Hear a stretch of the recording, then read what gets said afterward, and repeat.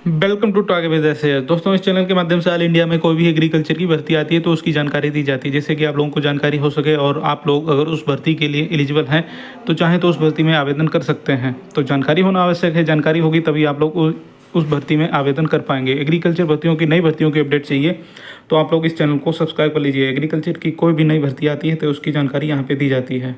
तो इसी के अंतर्गत आज हम बात करने वाले हैं इस वीडियो में एक कृषि विभाग से आई हुई भर्ती के बारे में। किस राज्य से ये भर्ती आई है अभी जानकारी देने वाला हूँ। असिस्टेंट एग्रीकल्चर ऑफिसर और एग्रीकल्चर रिसर्च ऑफिसर इस नाम से है। पदों की संख्या काफ़ी अच्छी है, 240 प्लस पद हैं यहाँ पे। और यहाँ पे योग्यता जो मांगी गई है वो BSc AG के लिए अलग पद हैं और MSc AG के लिए अलग पद हैं। अपेयरिंग वाले छात्र भी आवेदन कर सकते हैं, ठीक है। पहले ही यहाँ पे लिख दिया हूँ क्योंकि बहुत से छात्र पूछते हैं बार बार। तो ऑफिशियल नोटिफिकेशन से पूरी जानकारी दी जाएगी। इसका सिलेबस, परीक्षा तिथि, चयन प्रक्रिया, पूरी जानकारी मिलेगी। वीडियो को लास्ट तक पूरा देखिए, पूरी जानकारी समझ में आएगी। तो चलिए शुरू करते हैं वीडियो को, देखते हैं क्या इसमें। वीडियो शुरू करने से पहले आप लोगों को बता दूं, ये टेलीग्राम चैनल है एग्रीकल्चर जॉब्स टारगेट विद एसएएच। ये टेलीग्राम चैनल ज्वाइन कर लीजिए। एग्रीकल्चर की कोई भी बड़ी भर्ती आती है तो यहाँ पे आप लोगों को उसका नोटिफिकेशन भी दे दिया जाता है। और एग्रीकल्चर से ऑल इंडिया में किसी भी राज्य की कोई भी न्यूज होती है तो यहाँ पे जानकारी दी जाती है।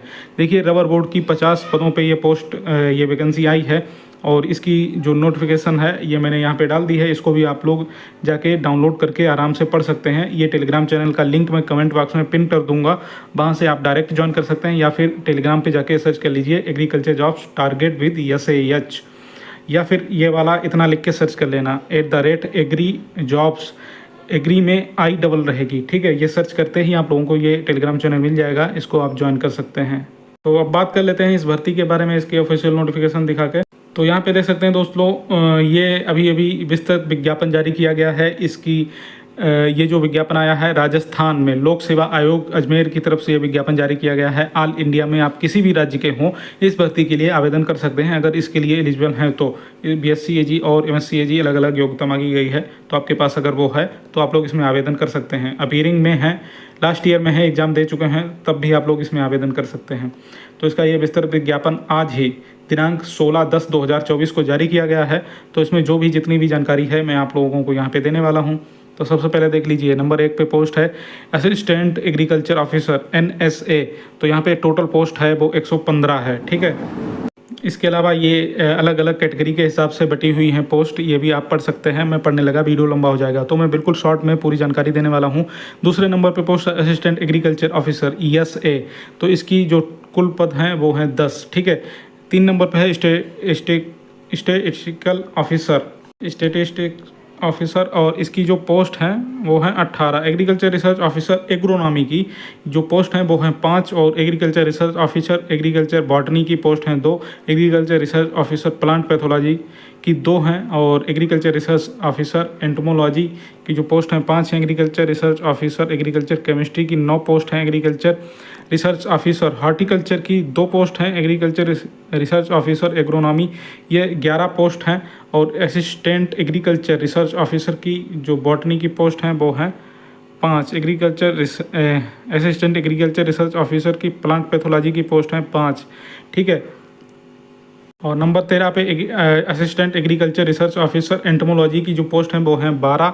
और assistant agriculture research officer agriculture chemistry की जो पोस्ट हैं वो हैं 40।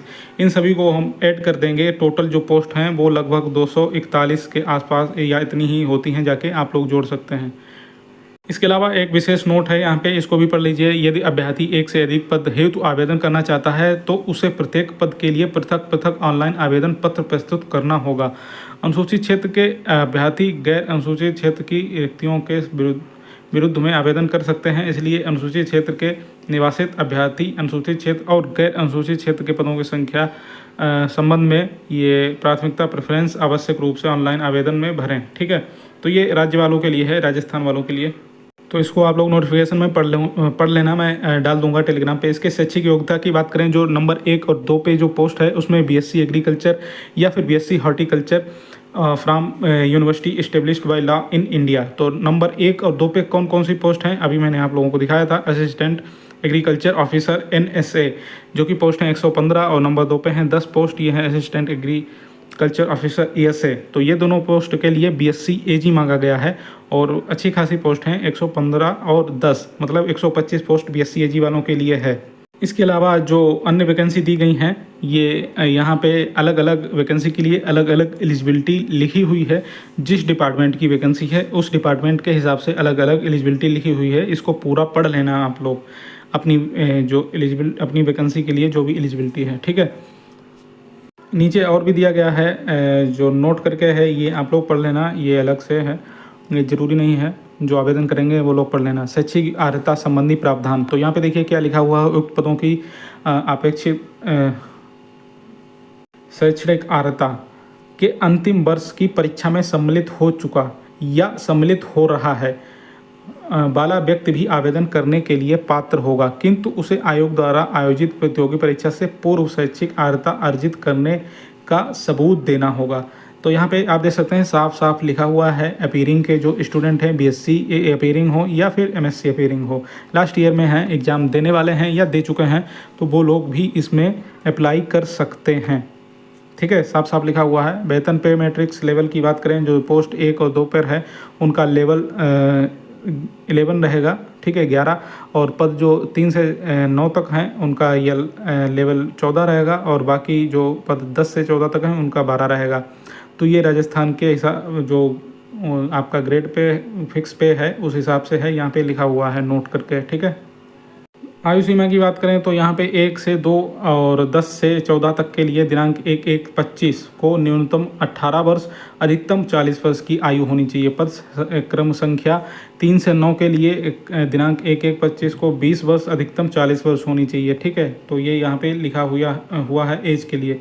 बाकी जो राजस्थान के लोग हैं उनको एज में छूट भी मिल जाएगी। ये राजस्थान लोगों को आरक्षण का लाभ मिलेगा तो उनको ही एज की छूट यहाँ पे दी जाएगी। फिर भी आप लोग इसको पूरा पढ़ लेना, ठीक है।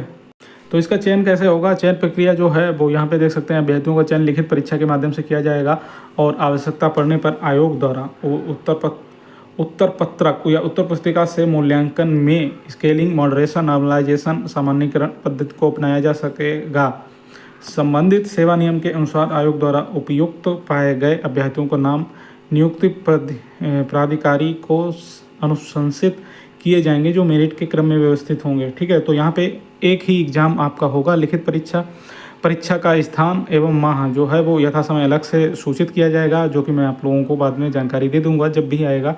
परीक्षा योजना और पाठ्यक्रम की बात करें तो उक्त पदों के संबंध में सेवा नियम के अनुसार परीक्षा जो लिखित परीक्षा के रूप में आयोजित की जाएगी, उक्त नियम में विहित प्रावधान के अनुसार लिखित परीक्षा की स्कीम व पाठ्यक्रम आयोग द्वारा विनिश्चित किया जाएगा। तो परीक्षा वस्तुनिष्ठ रूप से ऑफलाइन या ऑनलाइन ली जाएगी। तो परीक्षा का विस्तृत पाठ्यक्रम आयोग की वेबसाइट पर पृथक से जारी किया जाएगा। अब आवेदन कैसे करना है? तो यहाँ पे देखिए आप लोगों को OTR करना पड़ेगा। ये वेबसाइट वगैरह दी गई है, तो OTR करके आप लोग उसमें रजिस्ट्रेशन कर सकते हैं। OTR की शायद इनकी कुछ फीस भी होती है, और राजस्थान में पहले भी अप्लाई कर सकें तो आपका OTR पहले से ही होगा, तो आपको दोबारा OTR करने की ज़रूरत नहीं है। तो इनके पोर्टल पे जाके आप लोग OTR कर लेना, और OTR का जो शुल्क है वो शायद यहाँ पे 500 रुपये आप लोगों का लगेगा, ठीक है। उसके बाद वैकेंसी की जो फ़ीस है वो आपकी ली जा सकती है, यहाँ पे देखिए वो ली जाएगी, और किस श्रेणी में कितनी ली जाएगी। जो बाहर अन्य राज्य के हैं उनके तो जनरल श्रेणी में ही आएगी। तो देखिए इन्होंने अब सिलेबस भी इसका जारी कर दिया है, मतलब ये परीक्षा योजना देखिए, सीरियल नंबर, पार्ट A और B, और subject, number of question, total marks, examination. तो यहाँ पे पार्ट A में जनरल नॉलेज ऑफ राजस्थान पूछा जाएगा, 40 क्वेश्चन 40 नंबर के रहेंगे। और पार्ट B में कंसर्न सब्जेक्ट मतलब एज प्रिस्क्राइब्ड इन क्वालिफिकेशन, जो आपका जिस भी सब्जेक्ट के लिए आप अप्लाई करेंगे वो सब्जेक्ट आपका 110 क्वेश्चन 110 नंबर के पूछे जाएंगे। टोटल 150 क्वेश्चन 150 नंबर के पूछे जाएंगे। 2.5 घंटे का समय मिलेगा, आप आराम से सॉल्व कर पाएंगे। नेगेटिव मार्किंग की बात करें तो यहाँ पे नेगेटिव मार्किंग भी 1/3 आपकी होने वाली है, 1/3, ठीक है। मतलब 3 गलत करने पे एक क्वेश्चन का नंबर जो है वो कट जाएगा।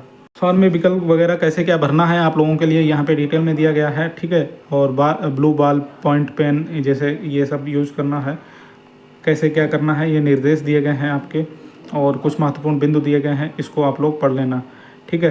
क्योंकि मैं पढ़ने लगा, ये बहुत सारे हैं, वीडियो लंबा हो जाएगा। अगर आप लोग इसमें अप्लाई करेंगे तो इन सबको ज़रूर पढ़ लेना, ठीक है। और इसके अलावा आप लोगों को अगर कोई क्वेरी हो, कोई भी सवाल हो, तो ये दूरभाष नंबर ये दिया गया है, ये देखिए दूरभाष नंबर है यहाँ पे, और इस पे जा आप कांटेक्ट कर सकते हैं, ठीक है। तो ये हो गई पूरी जानकारी इस नोटिफिकेशन के बारे में। 7 पेज का नोटिफिकेशन, जो भी इंपॉर्टेंट चीज़ें थी मैंने सभी यहाँ पे बता दी। बाकी ये नोटिफिकेशन मैं अपने टेलीग्राम चैनल पर डाल दूँगा, वहाँ से आप लोग आराम से पढ़ सकते हैं और इसमें चाहें तो अप्लाई कर सकते हैं। तो एग्रीकल्चर भर्तियों की लेटेस्ट अपडेट पाने के लिए चैनल को सब्सक्राइब कर लीजिए। नमस्कार।